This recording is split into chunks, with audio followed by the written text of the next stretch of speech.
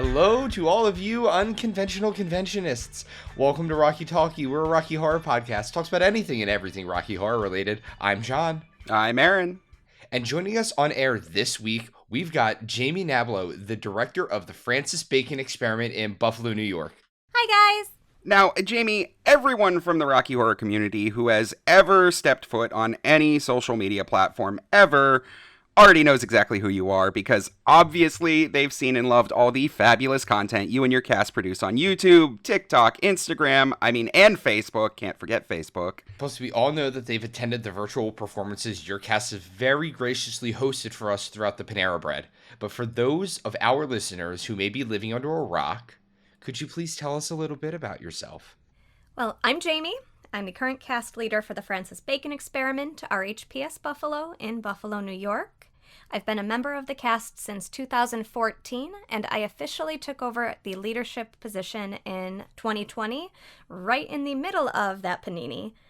We're super excited to start building our community in Buffalo and making sure that Rocky Horror is accessible to everybody, whether they have a cast in their area or not, and whether they have a budget to do it or not. Jamie, thank you so much for joining us today. We are super excited to have you here on air. Now, before we get started with the show, we'd like to take a moment to ask each other, how was your week? Did you get up to anything fun? I found out this week that I have a vitamin D deficiency, and not in the sexy way. I was going to say, I can give you some extra D if you know what penis. It's penis. Oh, it's a dick joke. Yeah. Mm-hmm. Oh, yeah, I found I have a really severe vitamin D deficiency, so I'm on medicine for it now, which is really fucking cool. Gorgeous girls are on vitamin D medication. All right. Well, that was literally the only thing that happened. I'm getting old and sad. So, Jamie, what about you? How was your week? It wasn't too bad. In the most 180 from Rocky, I got to go hang out with my 4-year-old niece today, and she wanted to go play in the mud. So we went on a nature walk where she found every mud puddle possible and decided to trounce through it and make me chase her through it. So it was a squishy day. Squishy day. I love it. My week was also a little squishy. No, it was a little squiffy. I just went out a bunch. Got to hang out with some people from our cast. We had some rehearsals for doing characters and things, but that's all Rocky related. No, it was mostly low key here as well. So yeah, had a good week. Great. Now that that's out of the way, let's get started with our first segment. Global news. You're a global news.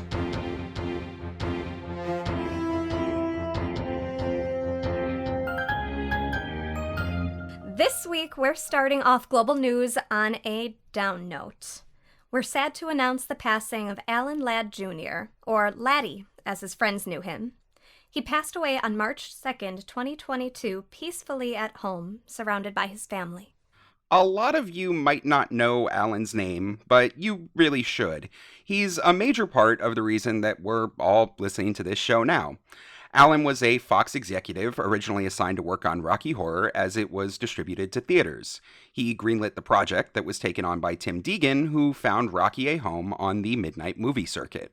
Alongside the Rocky Horror Picture Show, Alan was responsible for such Hollywood classics as Star Wars, Braveheart, Alien, Blade Runner, The Omen, All That Jazz, Norma Ray, Chariots of Fire, Thelma and Louise, and Young Frankenstein. You may have heard of some of them. All told, the films Alan worked on earned more than 50 Academy Awards, including 2 Best Picture wins, and received more than 150 nominations. Alan was born in 1937 and grew up as the son of industry star Alan Ladd Sr. His dad also worked on quite a few big movies, including Shane and The Great Gatsby. Alan Jr. started his career as a motion picture talent agent at Creative Management Associates, where he worked with luminary actors like Judy Garland, Warren Beatty, and Robert Redford. Alan then relocated to London, where he produced 9 features in 4 years, but returned to LA in 1973 to serve as head of creative affairs at 20th Century Fox. This move ended up being very fortunate for everyone here because it was in his role at Fox that he greenlit a little film called The Rocky Horror Picture Show. Never heard of it. The decision worked out pretty well for Alan, too.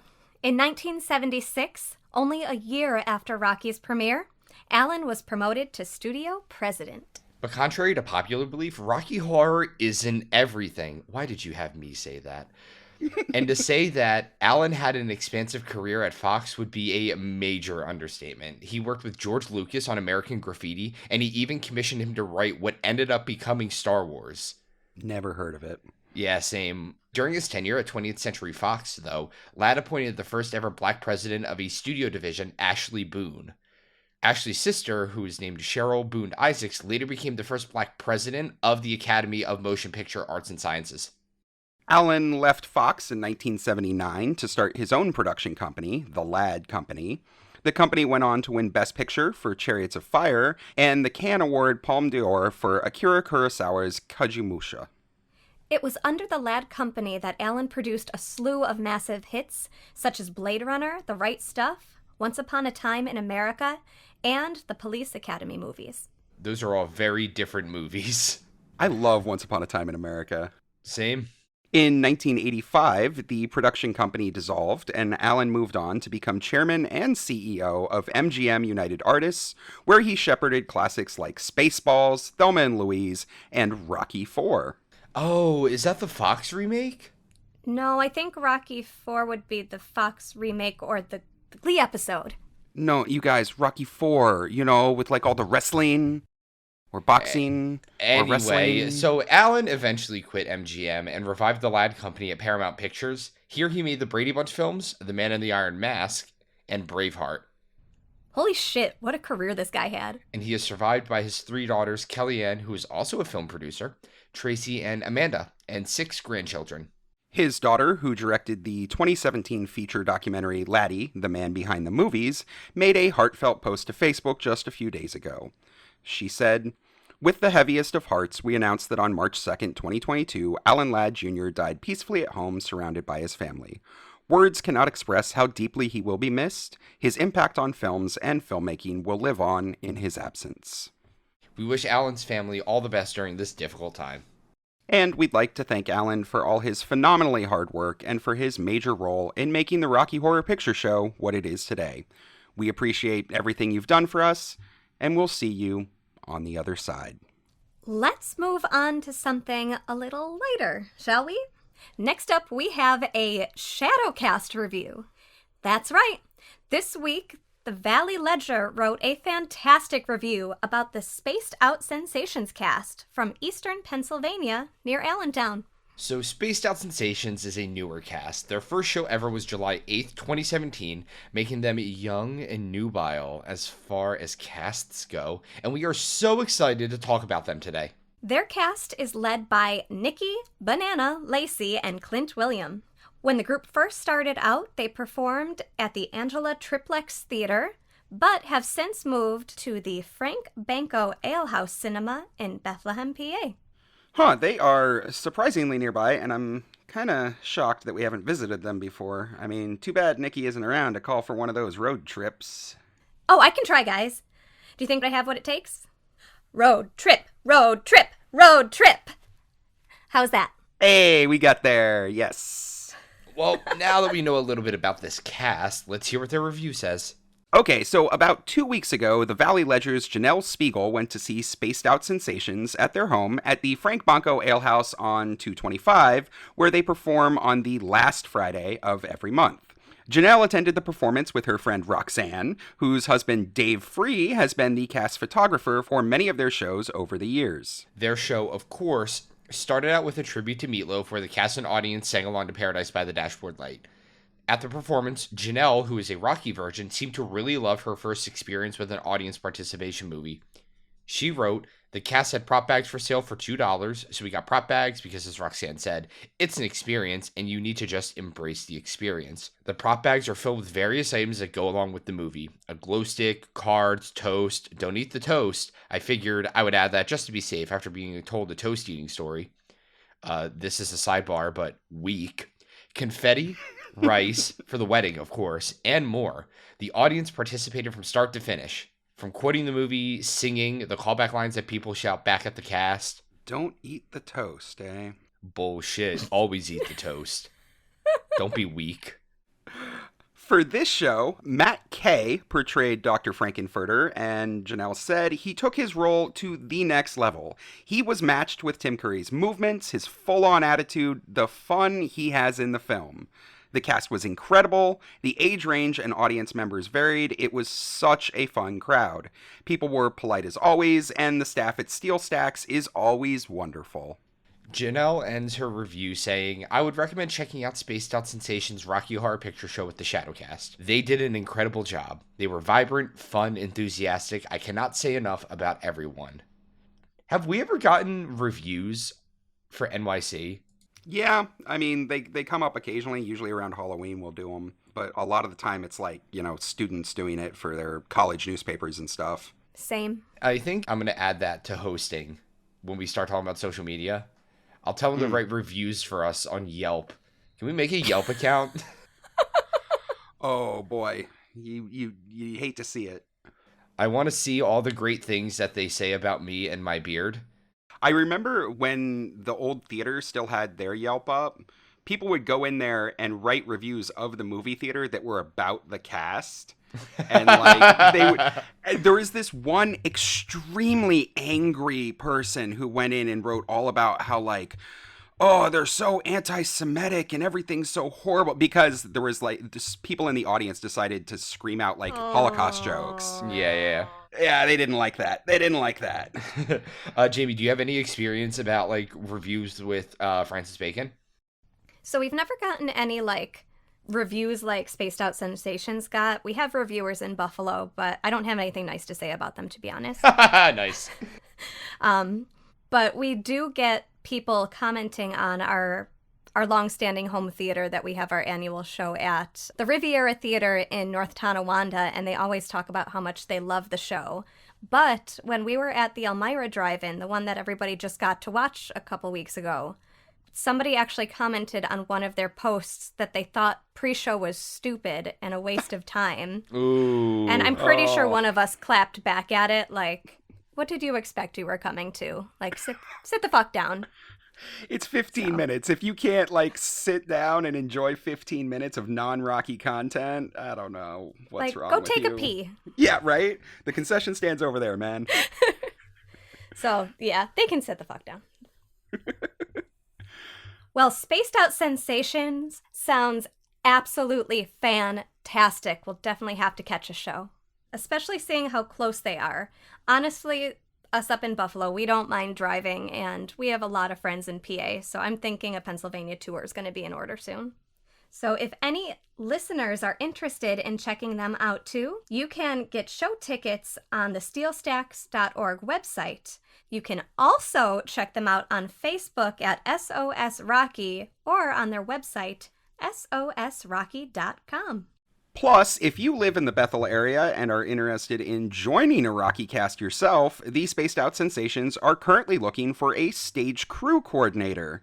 So, if you're local and hankering for some backstage cast action, give the Spaced Out Sensations a call. You can contact them, again, via Facebook or through their website.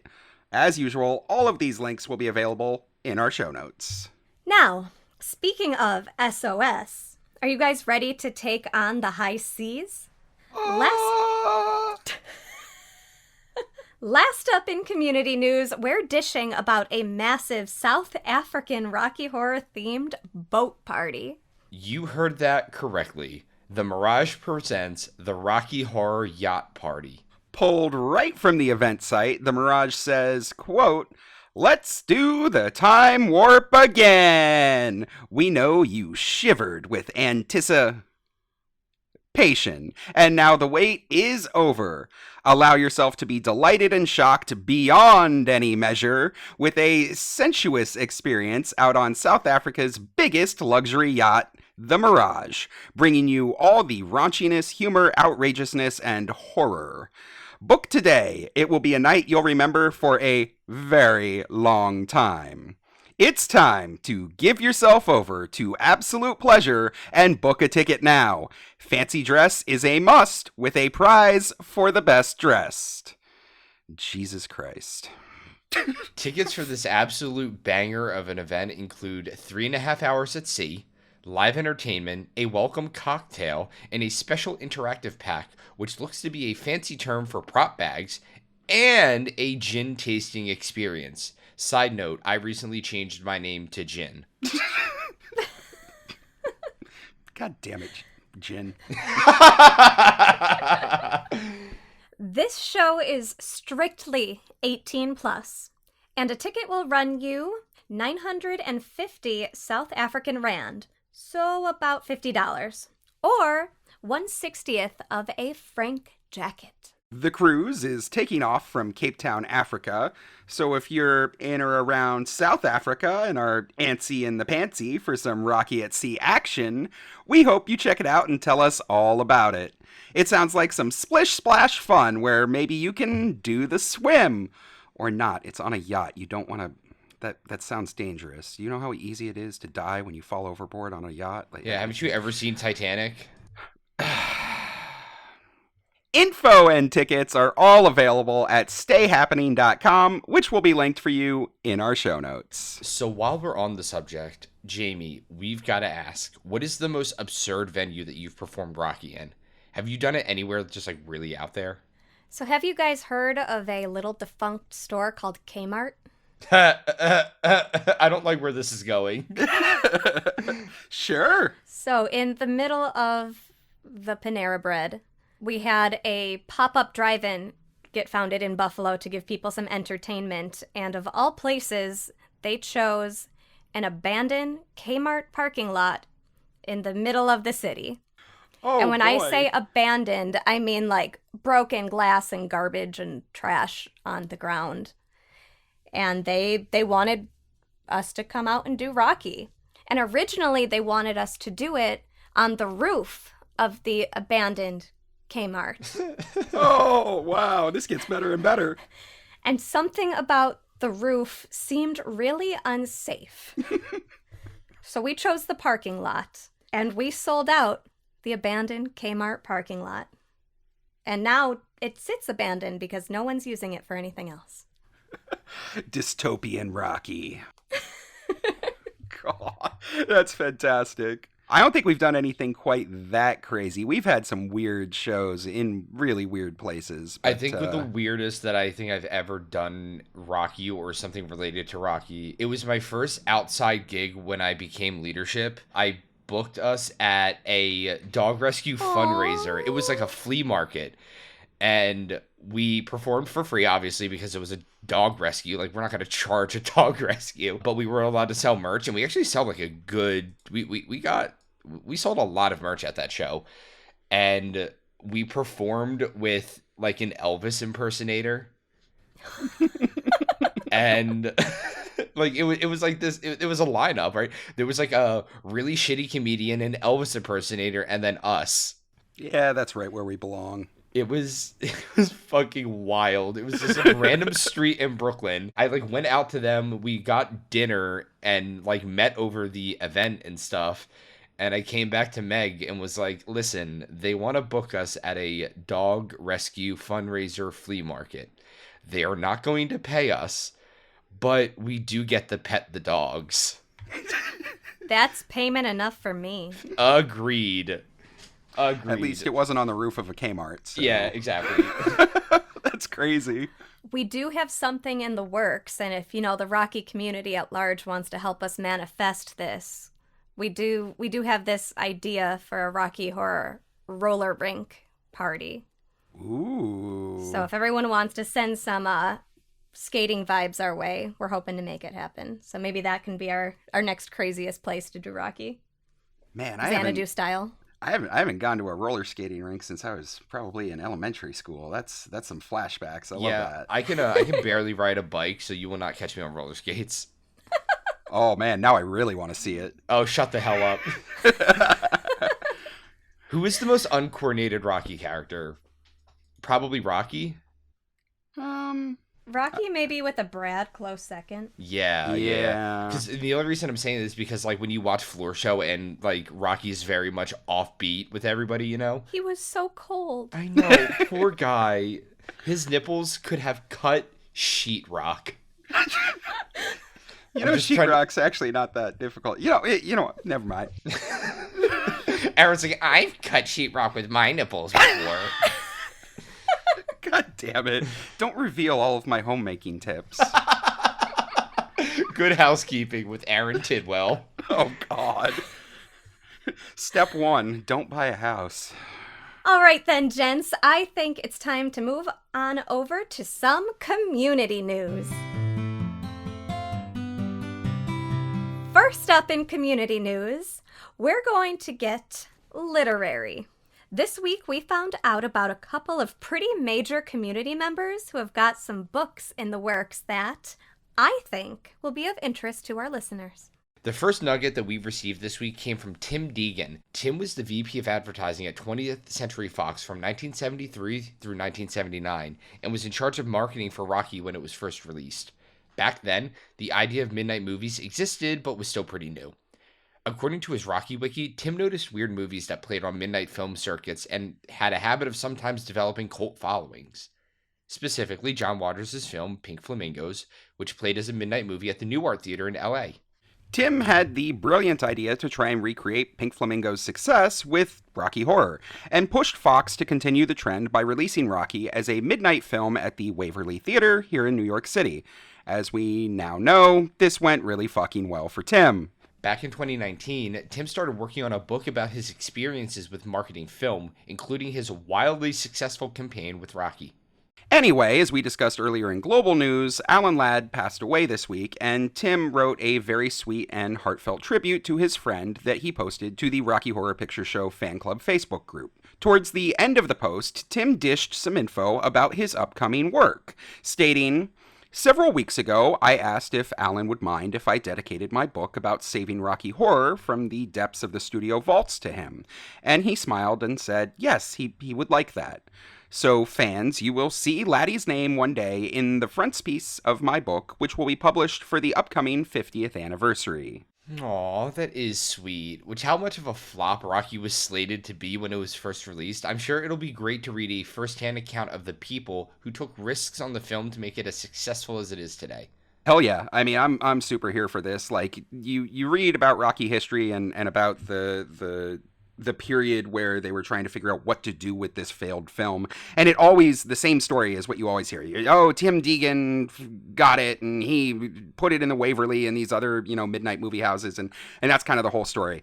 I'm glad to know that there's, enough material there that we're going to get a whole book out of it, and I'm super excited to read it. Sign me up for that book release, man. I'm here for it. I can't read, so... Well, we'll tell you what it says, and you can look at all the pictures. Yeah, if you can summarize it for me, I'd really appreciate it. And Tim isn't the only one gearing up for the 50th anniversary in a big way. Just this past Friday, Jim Hetzer, or Cosmo, as many of us know him, dropped some exciting news too. Yeah, he did.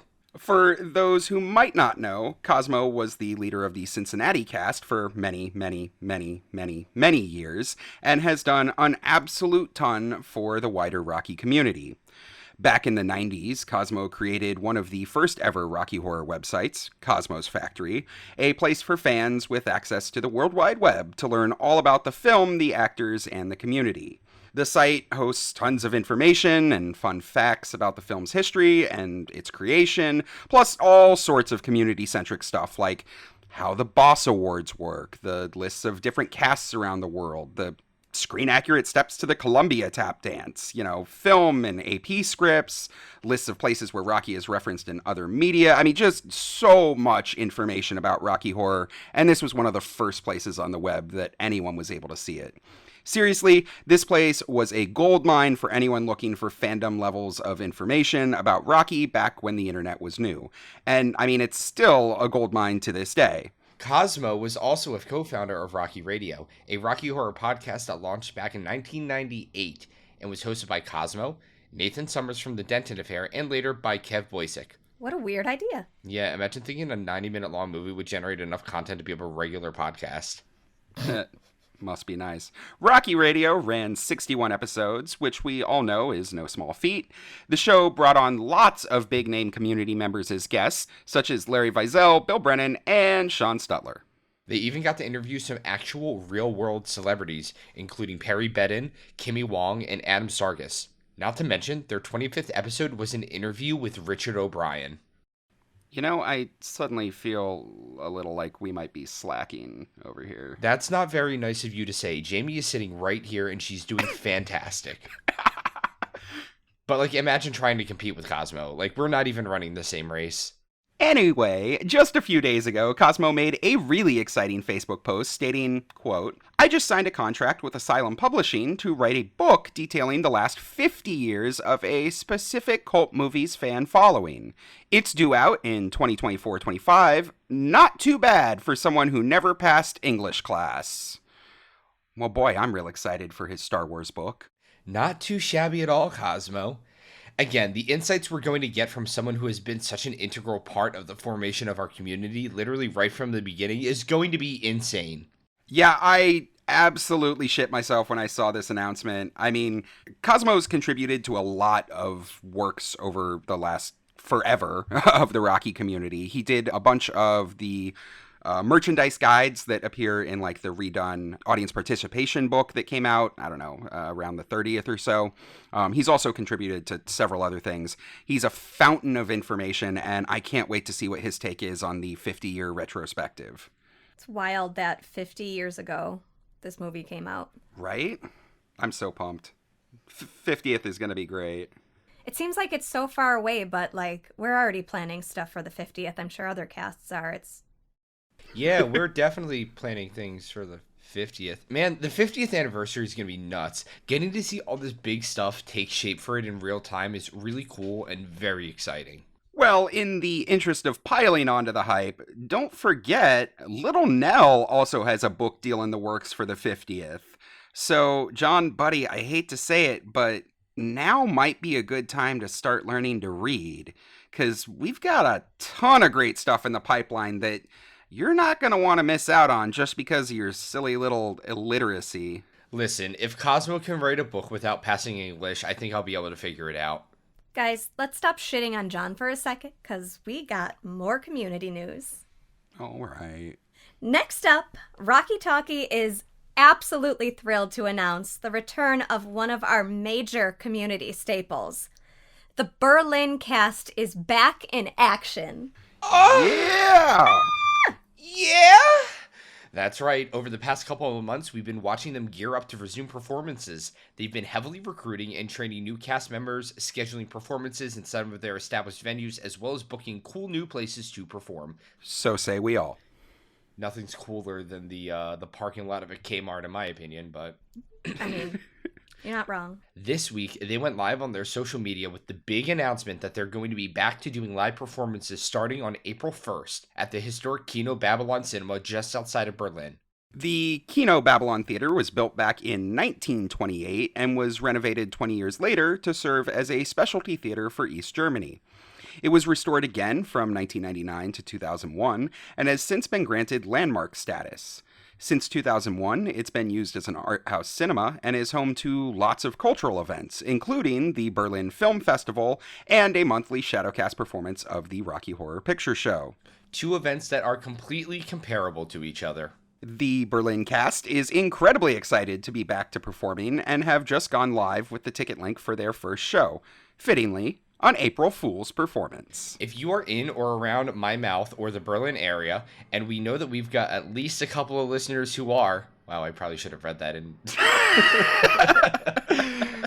We get the country metrics on SoundCloud. You can get your tickets now at babylonberlin.eu. We'll have that link for you in our show notes too.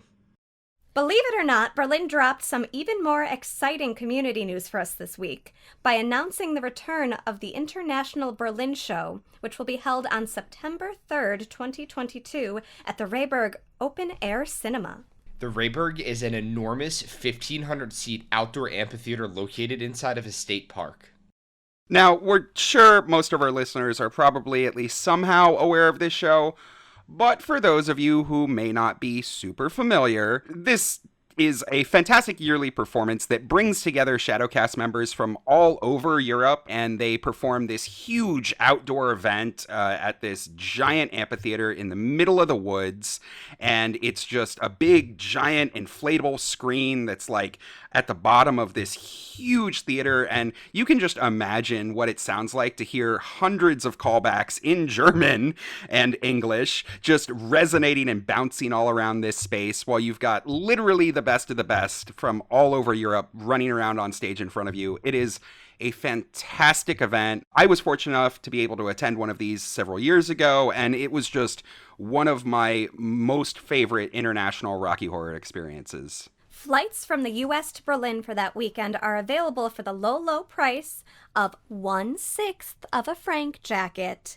and tickets to the movie are only 1/200th of a franc jacket. So if you want to attend the show, factoring in a hotel room and transportation to and from the park, you could probably swing it for around 1/3 of a franc jacket. And who needs a franc jacket that's screen accurate anyway? I'm sorry, what? What? Were those numbers? Oh, sorry.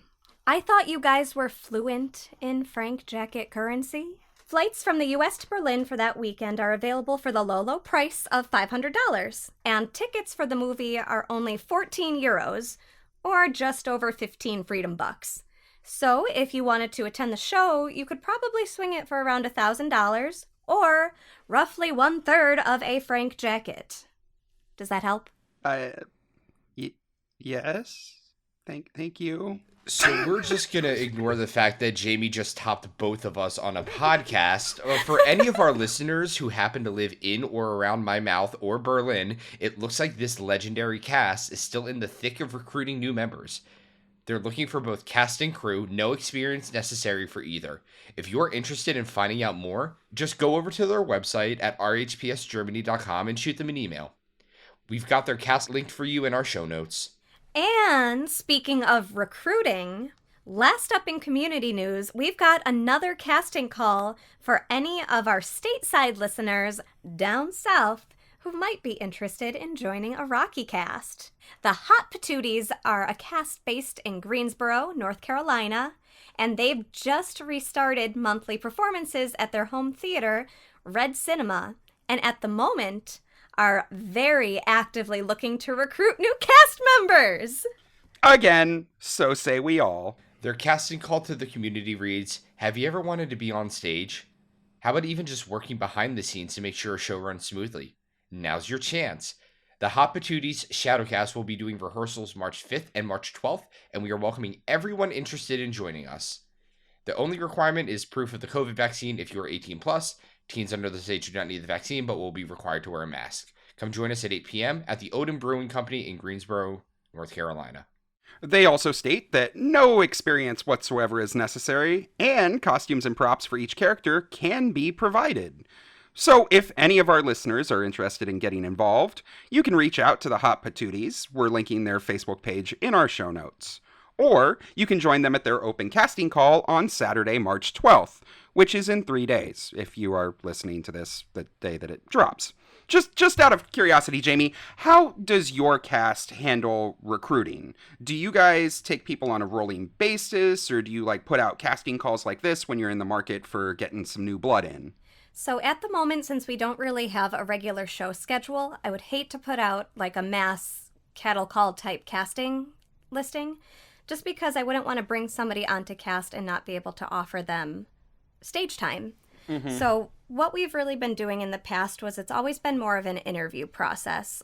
We know somebody who we think might be a good fit in the cast, so we send them a message and say, hey, what are you guys doing on this date? We have a show coming up and we're looking for this character. Do you think you might be interested? And then they come on and they get to stay as long as they want, and whenever anybody's ready to bow out, they can just kind of head out. So over the last year, we've actually brought on an alumni member who was on our cast back in 2014 and got to come back this year, and he's going to be playing Farley Flavors. We brought on 3 brand new cast members who have never shadowcasted before for shock treatment, and they're all invited to come and work on Rocky with us. So as we start getting more shows and there's more of a need for a wider range of casting due to people's conflicts and scheduling.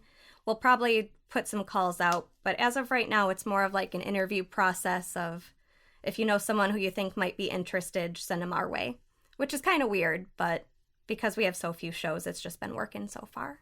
Nah, it makes perfect sense. What do you guys do? If somebody applies for NYC RHPS, we just look at their social media, and if they're hot, we take them. Mm-hmm. Yep. Yeah. That's why everyone says that NYC RHPS is the hottest cast, period, because that's our recruitment plan. God damn. I mean, I don't know. My Buffalo cast is pretty fucking attractive. If you're sexy and you know it, apply for NYC RHPS. Or if Buffalo. You're sexy and you know it, apply for NYC RHPS or Buffalo. If you're sexy and you know it and you really want to show it, if you're sexy and you know it, apply for NYC RHPS and Buffalo. Yeah, so we have an application on our website at nycrhps.org that people can download and fill out, and they can either email it to our cast email or they can bring it to us at one of the shows. You'll get in touch with either Meg or myself, or you'll get in touch with a cast member who will then get Meg or myself. We'll look over the application. If we feel like, there is at least some level of competency, we will ask you in to interview. Previously, we used to meet before a show and just go through a list of a few questions that we had to know about them, their work style, their work ethic, their personality, all that stuff. Nowadays, Meg usually meets with them separately because Meg has way more of an open schedule than I do. And if they pass that round, we will do a quick Zoom call with me just to give my stamp of approval. And then they start from there. And we also do it on a rolling basis. So, people can apply at any time and we'll pull them in at any time. Yeah, and despite what John says about having a good gram presence to get on, really, we go with what I heard this from JCCP, from one of their cast members, where they said that the test that they apply is we're going to meet somebody and just make sure that they're not going to want to skin us and wear their skin. Yeah. So that's really all we're looking for. No serial killers allowed. Which you'd be surprised how many people we have turned down because of those exact vibes. Yeah. It's New York. There's a lot of people.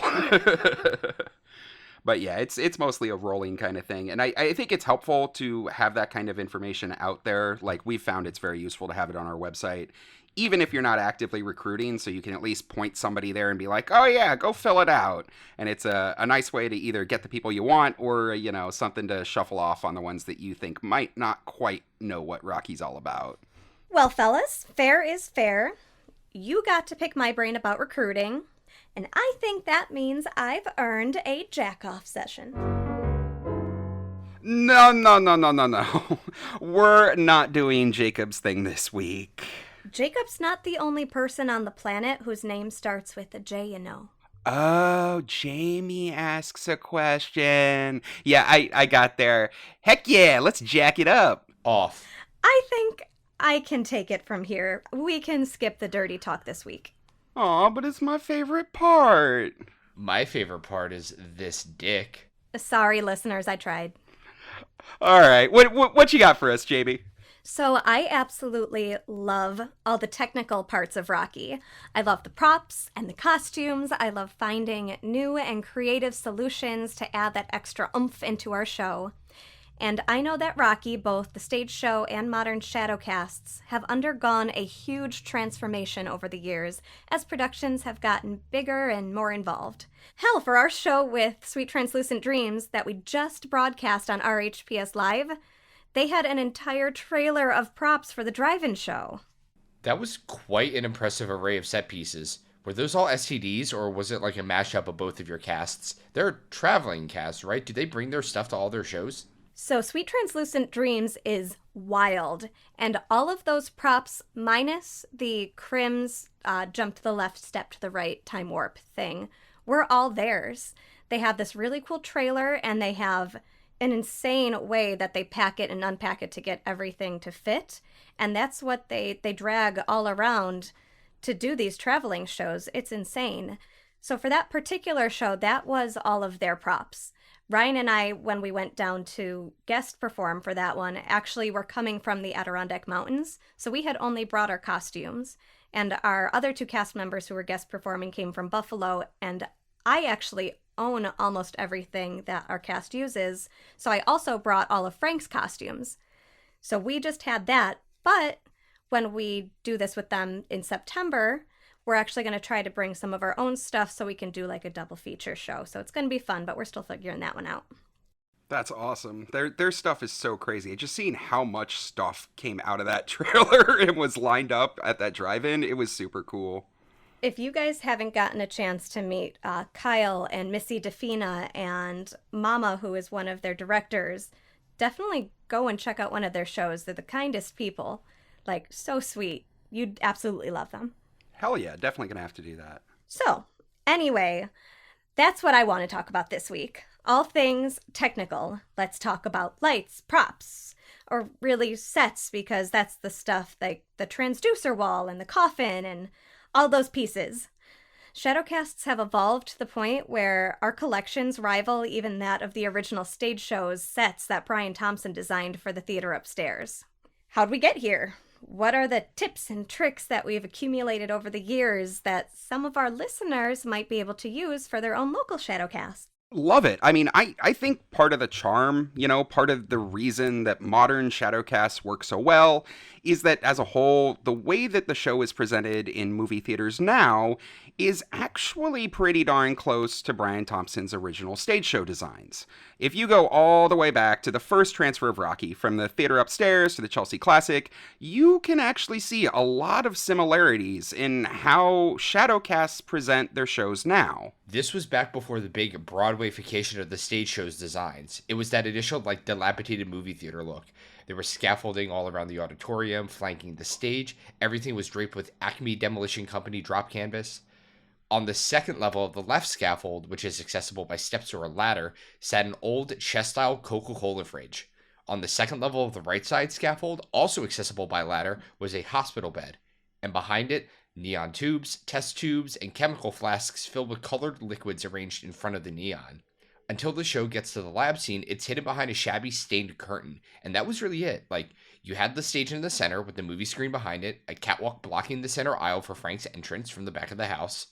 The narrator had a little corner off to the side, and in later productions, he gets a chair or a wall of books, but early on, he was just hanging out. And those couple of core pieces that make up the set for the lab is what a lot of Shadowcasts focus on for their big props. One of the first things a lot of casts will invest in is the transducer and the tank. They're the most impressive, biggest bang for your buck kind of thing, and are what actors interact with the most. Yeah, over here in New York, for the longest time, we had a big, heavy wooden tank that had been put together over the years. And we had a big PVC pipe frame that we, hung our transducer print on. That was super cool. At one point, we had a wooden transducer that had plexiglass in it and had a lot of stenciled on stuff. That thing broke after about 2 shows. Somebody put their foot through the plexiglass. So yeah, since we've moved theaters, we just don't have the space for all of that big stuff on our stage. We can't have the giant transducer, and our stage is so small it can't even fit a tank. So I mean, we've fallen back to we just have a couple of lighting stands that we drape a red cloth over for our tank, and we don't even bother with the transducer anymore. Is the tank and the transducer the first pieces that you guys did up in Buffalo? You have to transport everything for your shows. Was there a lot of planning to make sure that everything fits in a car and isn't too heavy, all that jazz? So the first thing that I actually purchased for our cast was not the tank or the transducer, but it was just 4 black stools that I think I got from Target. When I first came on, I was just a cast member doing nice things for my cast. So we ended up using those 4 stools as our tank and our throne and our bed for different bedroom scenes. And they definitely, you could see that they've been loved. They're in some desperate need of some duct tape at this point. But we actually got our transducer before we got our tank, and we got that Society 6 shower curtain that you see a lot of casts have. Mm-hmm, yep. It's super easy to toss up. You can either grab yourself a rolling costume rack or some PVC pipe, and everything breaks down. And PVC pipe has been our best friend up in Buffalo because, as you guys have talked about before, we put out a YouTube video showing how we were able to make a tank out of PVC pipe and a shower curtain. Everything breaks down so that it can sit flat on the bottom of a trunk. so that we can fit everything else for the show into the car. That's a great solution. I love that video you guys did. It looks really great, and it's just a cheap solution with like easy, things that you could just find at Home Depot or your local hardware store. Big bang for that buck. And I love that tank. It looks so good on stage. If you look close up, you might question it, but 15-foot rule. Yeah, exactly. What about some of the other pieces? There isn't a Coke machine in the movie, so obviously no one uses that, but I know some casts have the jukebox for Columbia. Ah, yes, the good old model 1452 Rockola jukebox. Yeah, those are pretty hard to find these days. Anytime you see one come up, it's going to go for a couple $1,000s. Right now, there's a couple of owner's manuals up on eBay. Those are only around $50, so that's about as close as most of us out there will ever get, I think. I know that Larry Wiesel has a original 1452 Rockola jukebox, the one that Home of Happiness used to use, but most casts, if they do anything for it that I've seen, they just go with kind of a cutout, if at all. The original screen-used one actually popped up about 20 years ago. The owner took it to a company to have it restored, and there's at least one picture that was floating around the internet from the company that did the restoration. It's a fantastic reference photo if you're looking like to make a cutout or something and you don't want to have to sit there and go frame by frame in the movie. I'll make sure to toss that photo up into our show notes for anyone that wants to take a look. Yeah, we've never bothered with the jukebox. Like, we have Columbia on a chair or, like, a stepladder. It's nice to get her some height to stand out during time warp, especially because the audience is, like, usually standing at that point. Do you do anything for the jukebox? We just use those trusty old black stools. They're easy to move, so we can move Columbia's jukebox wherever we want. But for that drive-in show we did with Sweet Translucent Dreams, they actually had a painted kid's dresser, it almost looked like, so that jukebox had a cute little place for Columbia to sit, but there were also drawers in it that they could put other props in to help with their storage and transportation of it, which is super cool. Oh, I love that. That's a great double function for that kind of a prop. Yeah, they're so smart. I mean, it's a shame that they chose not to use the Coke machine in the movie, though. This is speaking for myself. Did you guys know that the early stage show versions lined the entire inside of the lid of the Coke machine in cheetah print? So when it opens up, Eddie pops out, and he's on a backdrop of print that matches the print that's on his jacket. I thought it was super cool. That's fancy. Doesn't he get killed in the freezer, too? Like, Frank doesn't use a pickaxe in the original stage show. He forces him back into the Coke machine and stabs him to death with a microphone stand. Then later, after Eddie's Teddy, Frank runs back over to the Coke machine and pulls out a clear plastic bag filled with gore and dismembered body parts and says, "Say a prayer for Eddie, I just defrosted him. His destiny is in the bag." And then Magenta gets one of her very few lines in the show when she says, "I'll put him down the waste disposal." Which, like, come on. Everyone knows you've got to use a bathtub of acid if you want to dissolve a body. Exactly. Like, watch Breaking Bad for once in your life. Mm-hmm. But, Aaron, don't give our secrets away. That's a little creepy. Everyone doesn't know that. Maybe I should ask Ryan if we should change our room for RKOCon. What floor are you guys staying on again? I mean, come on, it's way darker Magenta's way. Can you, like, just imagine her standing over the sink, like, shoving piece by piece of Eddie into the garbage disposal? I mean, honestly, cooking him for dinner in the movie was just far more humane. Yeah, I mean, you're not wrong, but it's still really creepy that you're saying this. Guys, I'm getting some real Hannibal Lecter vibes over here. Oh, come on, I have not eaten... whatever, back on topic. I was just pointing out that the Coke machine was super cool. I mean, in several productions, they also used it as the table that, like, Rocky gets up off of, during lab scene during his creation. So it really was one of those, like, multifunctional props. I'd love to see Shadowcast reincorporate it, but I mean, it doesn't match the film, and it's such a large and a cumbersome thing. Like, it probably wouldn't play to most audiences. I'm just wishful thinking. I think it does work better the way that most casts do Eddie's entrance, right? He comes from the back of the theater, up the aisles, or from off stage. In the past, some casts have like actually built the full red wall, or like they set up fake ice bricks for Eddie to bust through. I know that FFO down in Vegas did that at one point in time, but I mean, that's a lot of work for something that's only going to be used for a few seconds. Oh, don't give me ideas, guys. That sounds amazing. But speaking of Rocky's birth, what about the Starship Honeycomb? You know, that big red thing that comes from the ceiling that Frank turns all the dials on? Why is it even called Starship Honeycomb? So the community calls it that because, like everything we do, it's some weird, obscure, dumb, old reference. Way back when, there was an old Honeycomb cereal commercial, and they used to have an alien that would compare the size of their cereal to other cereals, and they traveled in the Starship Honeycomb. In the first shot during creation in the movie, where you see the contraption descending from the ceiling, it's hexagonal, so it looks like the Honeycomb cereal. It's a really, really dumb reference. Yeah, I was amazed. I found a commercial for this on YouTube the other day when I was like just screwing around looking for stuff, as I do. And I was just like, oh, okay, I get it. This is really dumb. So I know some casts have actually recreated this thing. Like, usually I've seen it out of lightweight plastic, and then they, like, hang it off of a pole or a fishing reel or something like that. I know RKO did that for the last RKO Con. I know back in the 90s, Midnight Insanity out of California even got to hang their Starship Honeycomb from the ceiling in their theater. And that thing was, like, a huge, full-sized recreation of the one in the film. It was, like, 6 feet tall. Absolutely nutty.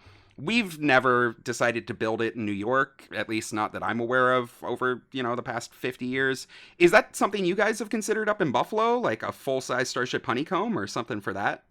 So we actually do have a Starship Honeycomb. Oh, really? In Buffalo. Yeah, I built it, I think, back in 2016 or 2017 out of an old TV box. I had happened to have gotten a new TV, and I thought that the cardboard was, like, sturdy enough to build props out of. Mm-hmm. So I used the same cardboard to build our coffin. So I didn't actually measure anything. I just took a kitchen paring knife to the cardboard and went at it. But it's got its 2 little layers. It used to have string on it, and it has a lot of duct tape and a push light in the middle of it, which doesn't work anymore. We did used to hang it off of a pole and have it come down, which has just always been really wonky.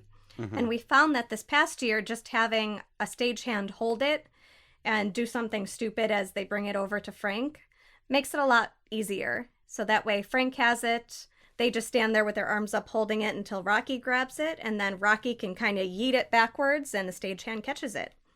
Oh, that's clever. I like that. And one of our new co-tech directors actually wants to take it, and he wants to put on all of the colored knobs because it bothers him that it doesn't have colored knobs.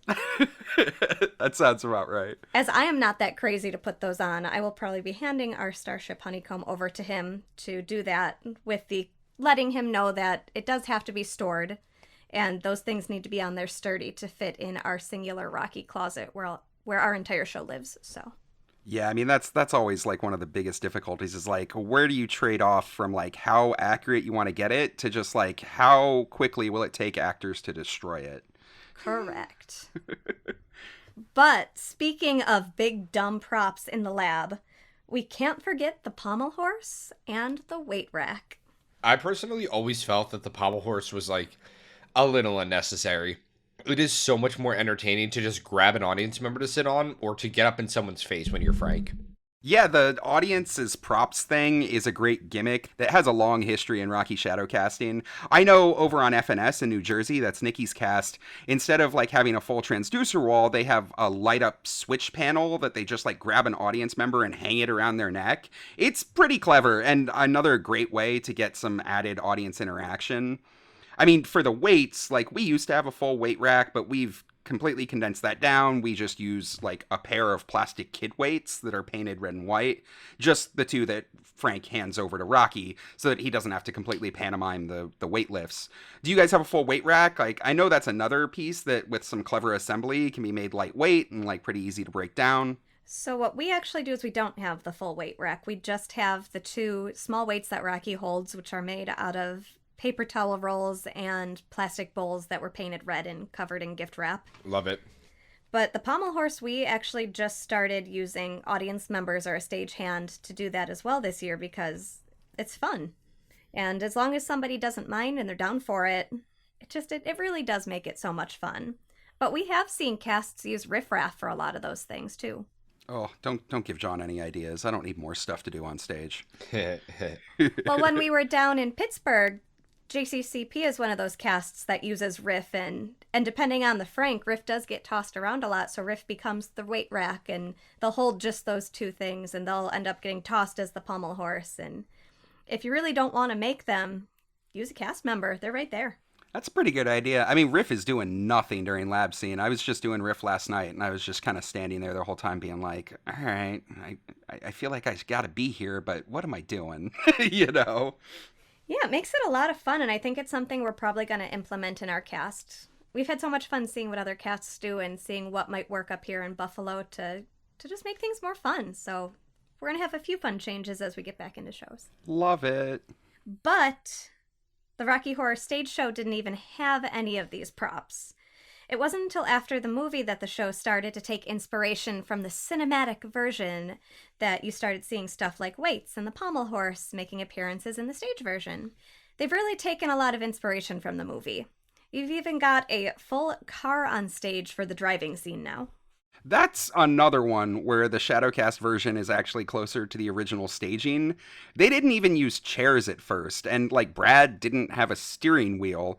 They just mimed the entire thing with the two of them, like Brad and Janet, waving their arm back and forth to simulate windshield wipers. They later had phantoms doing that and whatever, but in the original show, it was just Brad and Janet sitting there flailing around. Wait, is that where it really comes from? Like one hand on the wheel, one hand making the wipers? Like I've seen some casts block it that way. Yeah, I'm not sure if it was an intentional crib from the stage show or just kind of like a product of independent evolution, right? It's a pretty intuitive way to do it. You know, if you don't have the West End budget for a full-size car cutout to roll on and off stage. The setup the stage show uses for bedroom scenes is also a really modern innovation. Like you've probably seen this, the stand-up bed that they use that kind of gives you that impression of like a top-down view on Brad and Janet and Frank as they're like getting their freak on. Most Shadowcasts I've seen do the backlit sheet thing. It's a pretty close match to the movie, and it's such a great opportunity for some visual gags. I know my cast absolutely loves the backlit thing. And for a lot of years, we've just been doing it screen accurate. It's the one part of the show where if you're behind the screen, you could watch the screen and get it shot for shot perfect. But just this year, as we've been visiting casts, we've actually learned that you can do all of these visual gags and kind of spice it up for audiences. So while we haven't been able to do too many of these bedroom gag scenes, we'd love to know what your favorite bedroom gags are.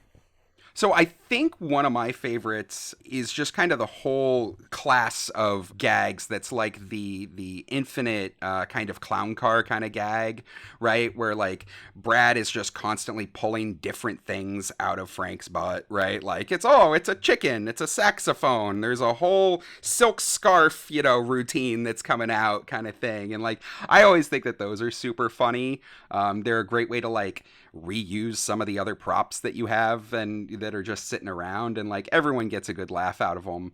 But it is a little difficult if somebody's not familiar with how, what the angles are like and what, where the light's being held to make sure that you get that. Otherwise it doesn't quite play so well. But yeah, you have to have watched Austin Powers many times to be able to get that right. Yeah, exactly. And and luckily, or perhaps unfortunately, depending on who you talk to, I have seen the Austin Powers trilogy many times, so I consider myself a professional at those jokes.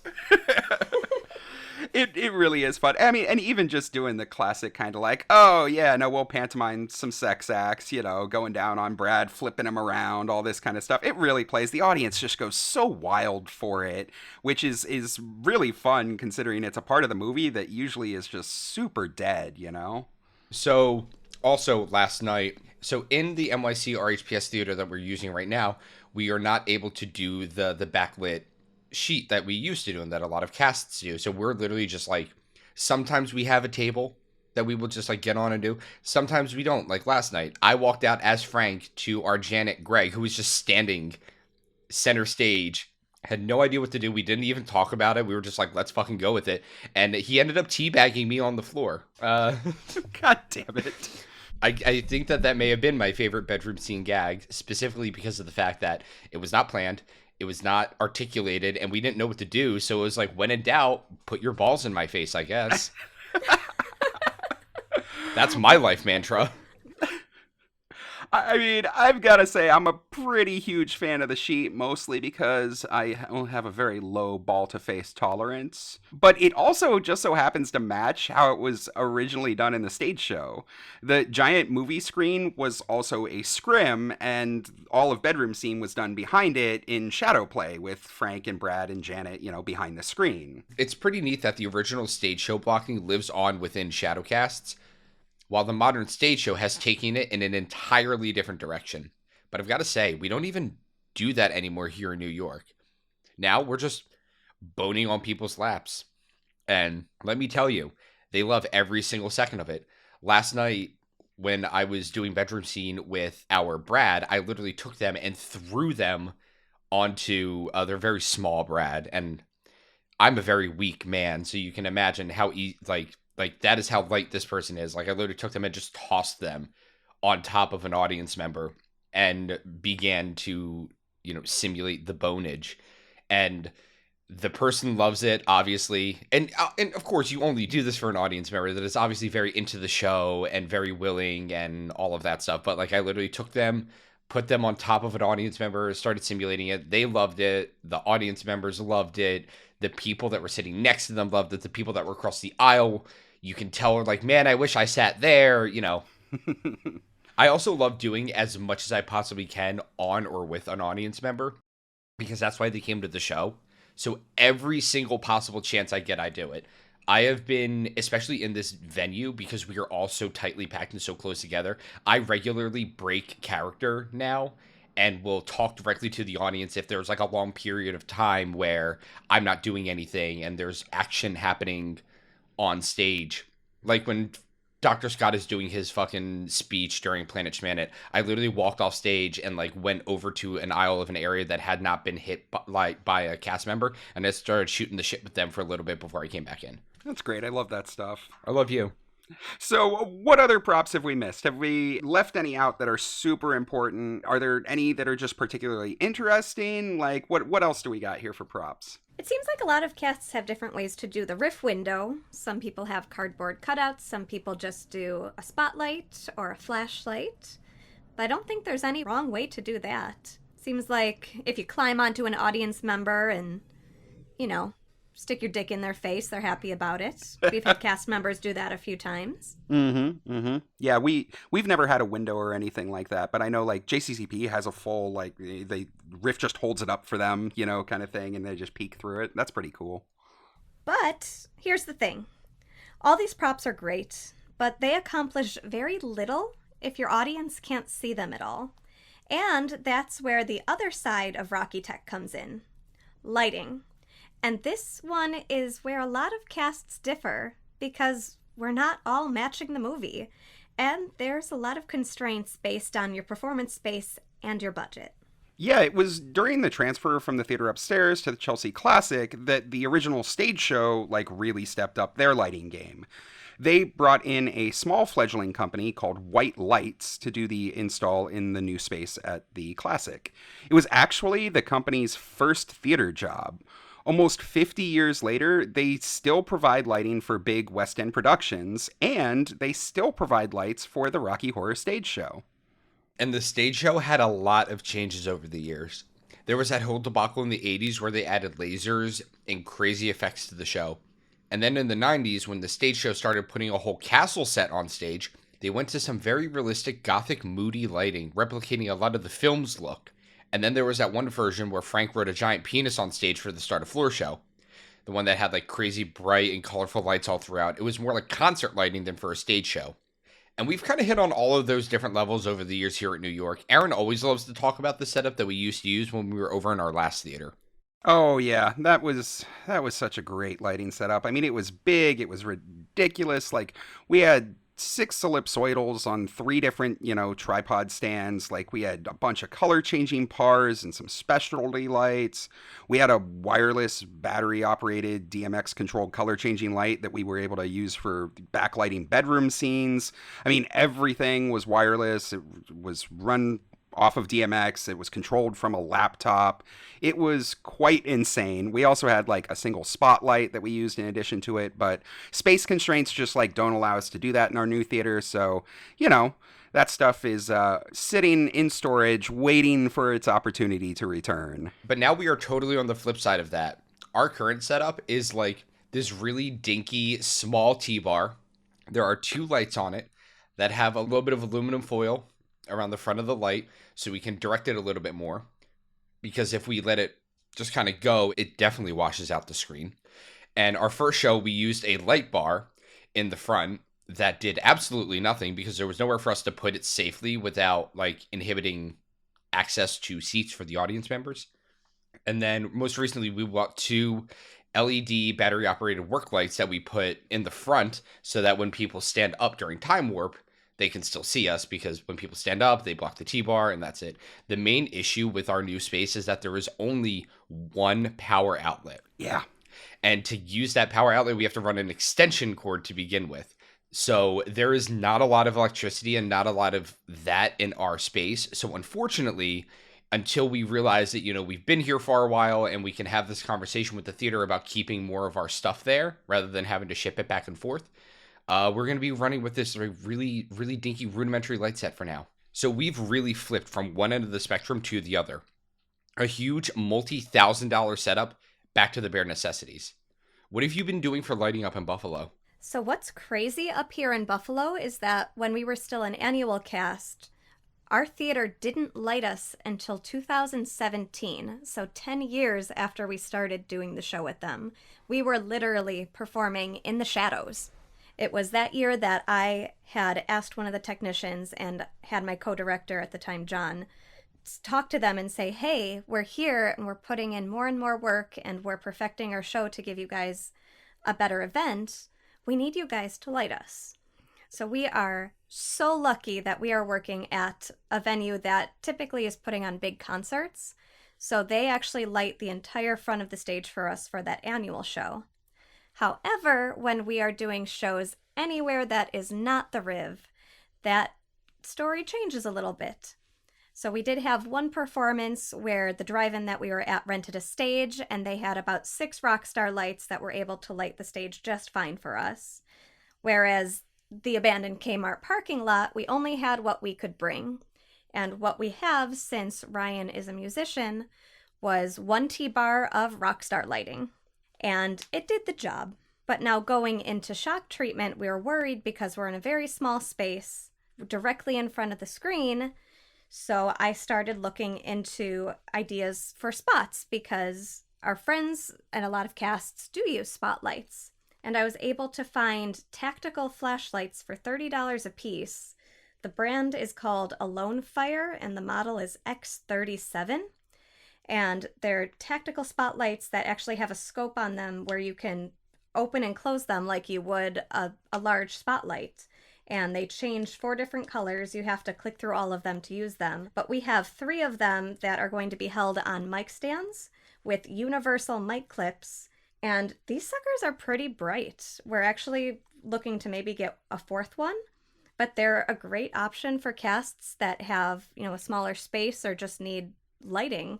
And we're going to do a whole YouTube video about it so we can show you guys what they look like there in a couple weeks. But it ended up being a really great hack that we found, and we're really excited to use them for shock treatment and hopefully shows as we go forward as we figure out our lighting game.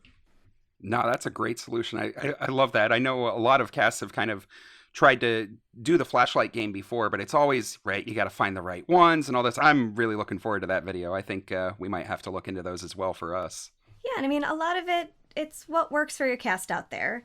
And it really comes down to budget. I was able to spend about $150 to get the Proline universal mic clips and the tactical flashlights. And if any casts are really looking for it, there's a website called Musician's Friend, and they have something called the Stupid Deal of the Day. And every once in a while, they have mic stands or speaker stands on sale, and they really are a stupid deal because they're cheap.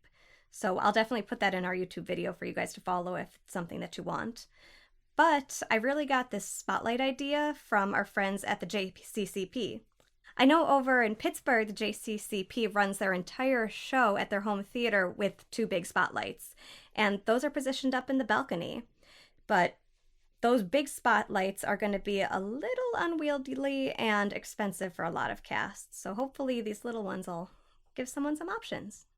Yeah, I mean, those sound like an absolutely fantastic budget option. I mean, back 17 years ago, when I first started in the Midwest, our cast setup was literally, 2 like painter's drop lights, just clipped onto the front seats, running to a small little like electrical box that somebody sat there and flicked on and off, and a couple of flashlights that were shining from the back of the audience. So I mean, as you guys always say up there in Buffalo, there's no wrong way to Rocky, and that comes all the way full circle to lighting too. Like, as long as you can get your actors seen, that's what's really important. Yes. I mean, hell, at our drive-in shows, and even some of the ones now, you can do a lot with just the flashlight on your phone if you only need to light a single, relatively stationary actor. Like, there are a few moments, even though we have, our little T-bar and the floodlights up in front, there are still points in the movie where you can't just straight up see people. For example, Columbia's verse in Time Warp. Still really hard to see her. So our lighting wizard, Chloe, will literally just run down the aisle, squat down, and just shine her phone flashlight directly on her face. And boom, we can see them. When Frank walks up the aisle at the end of I'm Going Home, I got a flashlight in my face. Sometimes you just got to do it. And honestly, like, I know, yes, there are going to be some people who are like, this looks unprofessional. But the added chaos of having somebody completely break the fourth wall to shine a light on a cast member's face is so funny that you should love it. Yeah, I mean, love it. It's chaotic. It's fun. It's it's what Rocky's about, right? Exactly. Rocky's about fun. If you wanted to see like a really pristine theater piece, you shouldn't be coming to Rocky. For real though, I have a bunch of friends on the West Coast who have never seen a live showing of Rocky, and if all goes well, and hopefully all does go well, I'm actually going to be taking them to their first show when I go out there in October for TwitchCon. So it's in San Diego. We're going to be going out there and visiting the San Diego cast, and I've already asked guests with them, so fingers crossed that they are back performing, because if they are, I'm going to be doing that, and I'm going to be able to give them like that, their first Rocky Horror experience. And I've told them, like, because, they hear me talk about it all the time, and they're like, wow, like, this is so cool. Like, John's part of this, like, big, like, national theater thing, and I'm like, it's not as cool as it sounds. You're giving me way too much credit, all right? It's exactly as cool as it sounds, which is not that cool. No. But yeah, I mean, did we miss anything? Do we miss any props? Do we miss any lighting things that we really should be going over? I mean, I know that we can just go on about this stuff for days and days. I think we really hit all the big ones, especially the ones that might help any people that are looking to start casts or gussy up some old props that maybe, need a little polish. That's awesome. So we've talked a lot about what everyone is doing now, but I'm curious, what are your guys' biggest, like, I wish we coulds when it comes to props and lighting? Like, budget and space limitations be damned. Like, what kind of things would you love to see that maybe are completely unrealistic for your weekly Shadowcast, but might be possible for, like, a bigger event? Like, I don't know, RKOCon 4, Roy? Oh gosh, just so many motion lights, like the programmable ones that Yes. have the cool gobos in them, and you could just like completely rock out and program them to the sounds of the film so you don't have to touch it and it just goes where it's supposed to. Maybe like the really fancy ones that can follow an actor if they like go rogue. Yes. This is like some like Star Trek bullshit, but that limitless lighting. Oh, I always wanted to pick up moving lights for us, up here when we still had everything DMX controlled, and it was like, I could never justify the budget. They're so expensive. A single one of those things is like $600, $700, $800, even if you're getting the cheap Chinese knockoff version. Like, but I gotta say, the moment when we switched to having programmable cues for creation scene, and somebody didn't have to sit there and flick the lights on and off, to kind of like match up with it.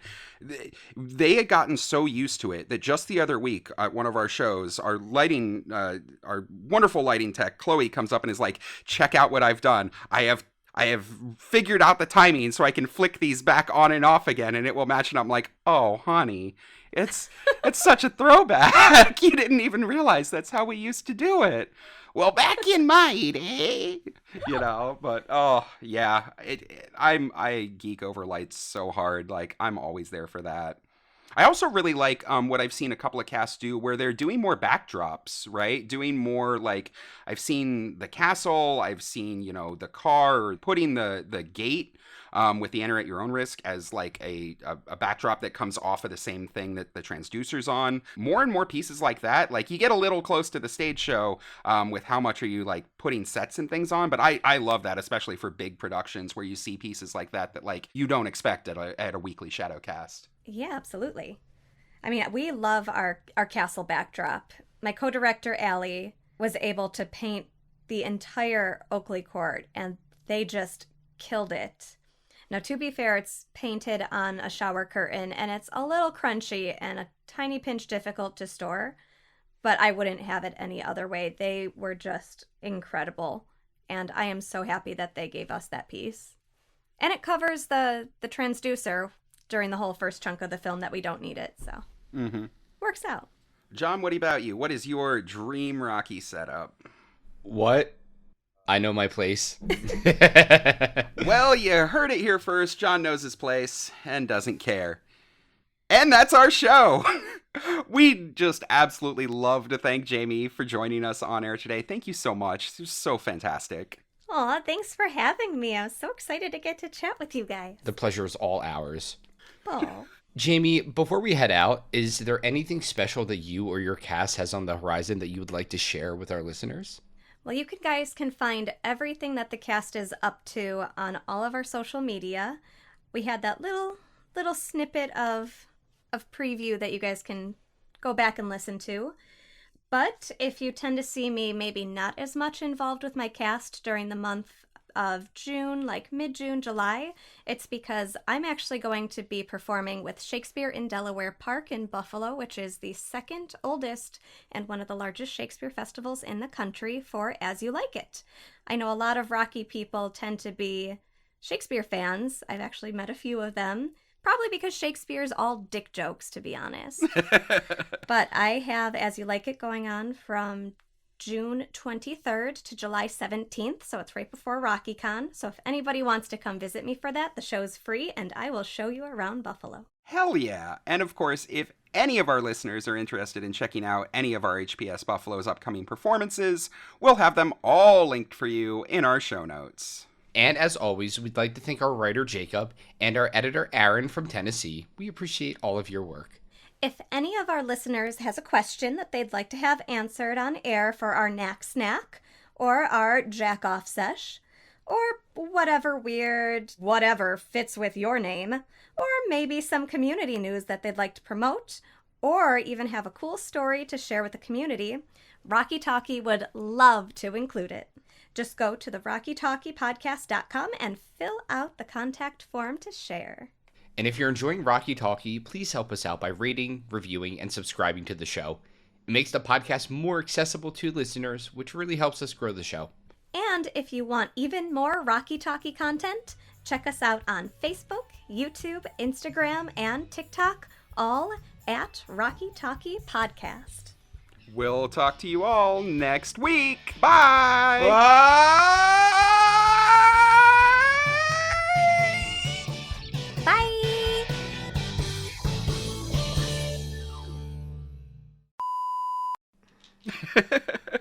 Jamie, what about you? Oh, sorry. Yeah, fuck you, Aaron. Hold on. I have literally no time to eat, so I'm eating in between my lines. At the Frank Bonko... Nope. What do we Bonko. call it? Is it Bonko? Banco? Bonko? I would say Frank Bonko. Sorry. I decided to choke on my own spit. Yeah, there's some. You know what? I'm not going to throw it back. Spitters are critters, everyone. Okay. Not too shabby at all. Oh my god, my voice is shuddering.